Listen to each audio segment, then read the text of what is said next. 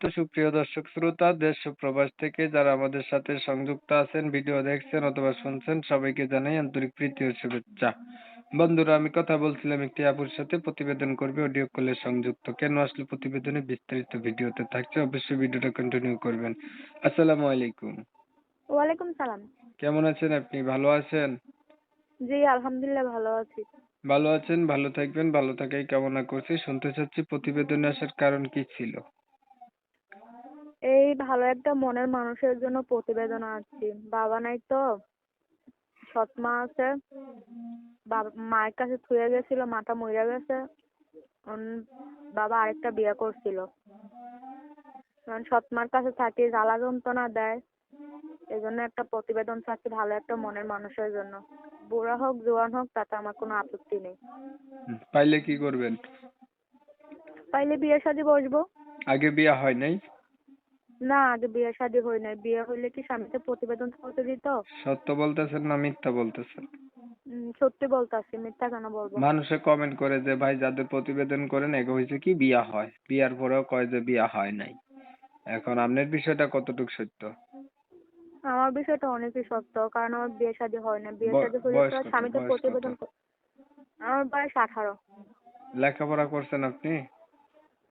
লেখাপড়া ক্লাস 8 পর্যন্ত করছি। কোরআন শরীফ পড়তে পারেন? জি, আলহামদুলিল্লাহ পড়তে পারি। নামাজ পড়া হয়নি? নামাজ পড়েন? জি, নামাজ পড়ি। নামাজও পড়েন। বিয়া হয় নাই আগে না? আচ্ছা, এখন আপনি বলছিলেন বয়স্ক যদি মানুষ পান তারপরেও তাকে আপনি বিয়ে করবেন, তাই না? জি।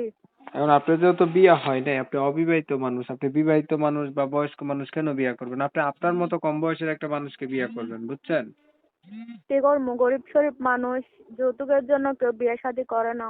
আর অনেক দুঃখ কষ্ট পড়ে প্রতিবেদন আসছি। সৎ মা অনেক জ্বালা যন্ত্রণা দেয় তো, এই জন্য। আচ্ছা, মানে সৎ মায়ের জ্বালা যন্ত্রণা, এখন আপনি যেমন মানুষই পান যে আপনার সুখে দুঃখে পাশে থাকতে দায়িত্ব নেই, এমন মানুষ পেলে আপনি বিয়ে করে লাইবেন, এই তো? জি।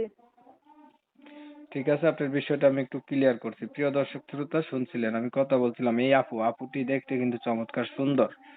ওনার লেখাপড়াও আছে, ক্লাস 8 পর্যন্ত কোরআন শরীফও পড়তে পারে, নামাজও পড়ে। তো সমস্যা হচ্ছে ওনার বাবা আজকে বেঁচে নাই, মাও নাই, সৎ মায়ের কাছে থাকে, অনেক কষ্টে আছে। চাচ্ছে একটা মানুষ যেমন হোক তেমন হোক ওনার এই দুঃখের ভাগিদার হইলে উনি বিয়া করে লাইবো, সৎ মার জ্বালা যন্ত্রণা ওনার ভালো লাগে না আর কি। তো আমি হচ্ছে কমিউনিটি গাইডলাইনের কারণে এই সুন্দরী আপুটির নাম ঠিকানা নিতে পারিনি, দুঃখ প্রকাশ করছি। তো উনার উদ্দেশ্য মনের মতো মানুষ, যারা উনার মনের মানুষ হইতে চান বা উনাকে পাইতে চান বা উনার সাথে কথা বলতে চান, তারা হচ্ছে উনার সাথে যোগাযোগ করবেন। উনার নাম্বার আমি ভিডিওর স্ক্রিনে দিছি। যদি ভিডিও ভালো লাগে একটু লাইক টাইক দিয়েন, শেয়ার দিয়েন, ইমো মেসেঞ্জারে ছড়াই দিয়েন, আপনাদের মতামত কমেন্টে জানাইন। চ্যানেল ভালো লাগলে সাবস্ক্রাইব করে রাখেন। অনেক সময় নিয়ে ভিডিও দেখছেন, ধন্যবাদ সবাইকে। সবাই ভালো থাকবেন, সুস্থ থাকবেন, আল্লাহ হাফেজ।